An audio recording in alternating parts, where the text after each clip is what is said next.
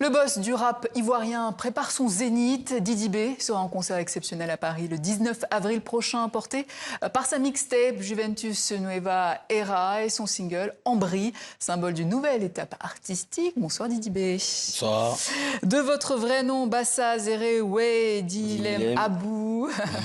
Ah. Alors, je vous propose d'écouter pour commencer votre single Ambry et on en parle. J'utilisais pas d'habitude en fait. Ah oui, pourquoi? Donc, bon, parce que c'est mi-rap, c'est mi-dansant, tu vois, donc j'ai exploré ça et ça me plaisait bien d'accompagner ça avec un pas de danse de Fally. Et puis bon, le refrain c'est juste Ambry, ça veut dire de force, on utilise ça beaucoup à Abidjan. On dit Ambry, je vais prendre ma voiture Ambry, je vais prendre mon argent Ambry, de force en fait. Donc, Ah, les Ivoiriens, vous inventez toujours des nouveaux mots. Ambry, qui est un peu la vitrine de votre mixtape, Juventus Nueva Era, qui marque un nouveau cycle, vous diriez? Comment? Qui marque un nouveau cycle Oui, pour vous diriez?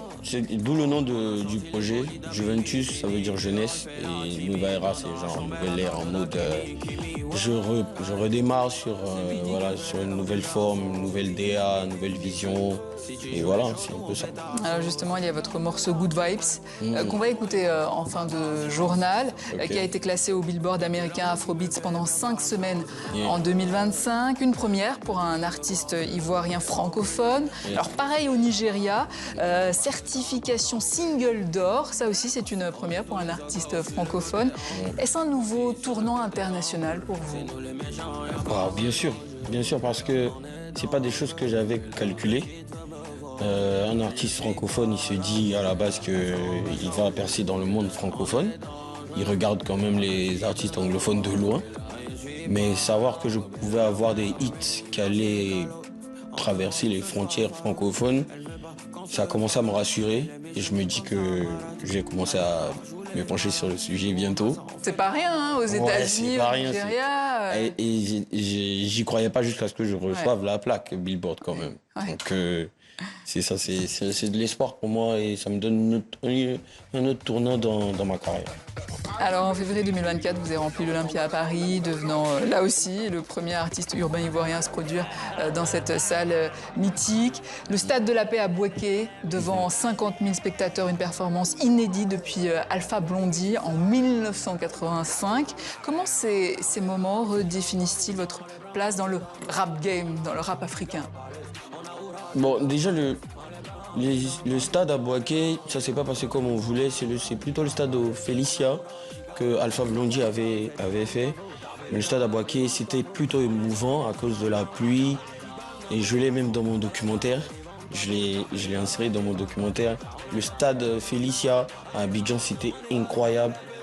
J'ai les souvenirs jusqu'à aujourd'hui et ça a marqué un temps pour notre génération en mode on peut le faire, on a débloqué une case quoi. On peut le faire aussi. Alors votre parcours part de Kiff No Beat jusqu'à cette carrière solo très structurée. Quel a été le déclic pour vous affirmer comme ça en tant que leader?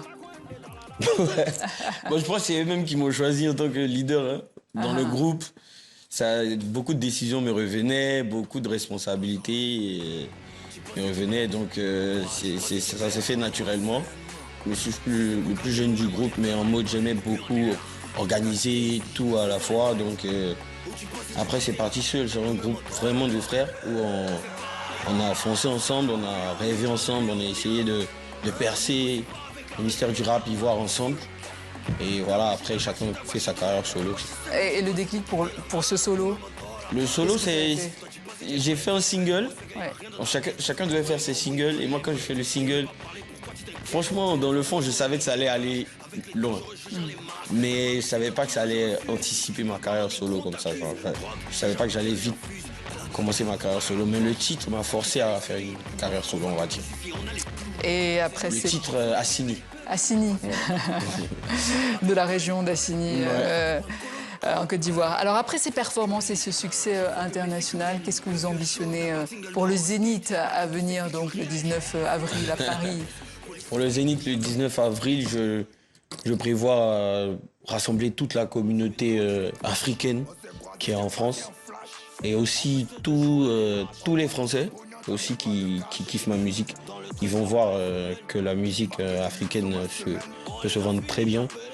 Et j'ai fait tellement de featuring, et donc je ne peux pas citer et oublier d'autres, mais tous ceux qui ont collaboré avec moi, ils seront présents. Ils seront là. Parce que tous, ouais. Et il y aura Super, même de belles Magic System surprises. aussi. Ah, très bien. Merci Didi B. Je rappelle donc les sorties, mixtape Juventus Nueva Era et son single En Brie, que vous allez présenter donc lors d'un concert exceptionnel à Paris le 19 avril prochain au Zénith. Yeah.